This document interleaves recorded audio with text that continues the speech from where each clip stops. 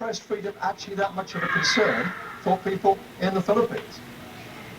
Press freedom has always been a concern in the Philippines. You're right to point out that the Philippines has been considered one of the dangerous places for journalists.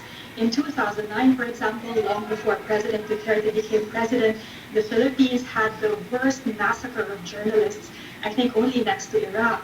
And one of the reasons here is because the journalists in the Philippines have always been vulnerable to attacks, and there's been impunity against the attacks on journalists. But what sets President Duterte apart is the tone that's coming from the president himself. He's humiliated journalists in his press conferences.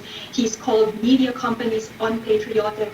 These discourses are amplified in social media. So what we see now is a widespread discrediting of legacy media and innovative forms of media like Rappler.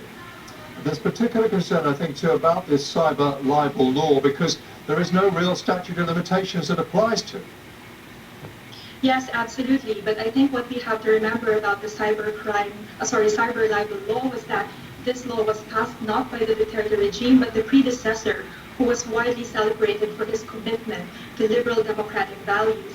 But what happened in the Duterte regime is that Maria Ressa and his colleague are the first journalists convicted of cyber libel. That is why media groups are raising alarm bells in terms of the implications of this, not just to journalists who are popular and enjoying widespread support like Maria Ressa, but journalists from the ground, in the grassroots, journalists who are not as well resourced. Their publications can now be taken apart or pulled apart by potential political opponents, which has widespread implications to press freedom in the Philippines. Yeah, as you said, at least Maria Ressa has a legal team and much international backing. What is the solution then for the more local press?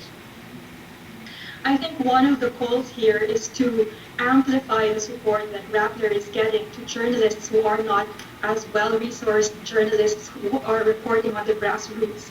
And here I'm talking about journalists reporting on the municipal level about, for example, the corruption of the town mayor, or a journalist who is broadcasting on local radio talking about poor delivery of government services. So I think if there's anything positive that can come out of this issue, it's that the international community can start supporting local journalists whose name is not as prestigious as Maria Ressa. Nicole Curoto, thank you so much. It's my pleasure.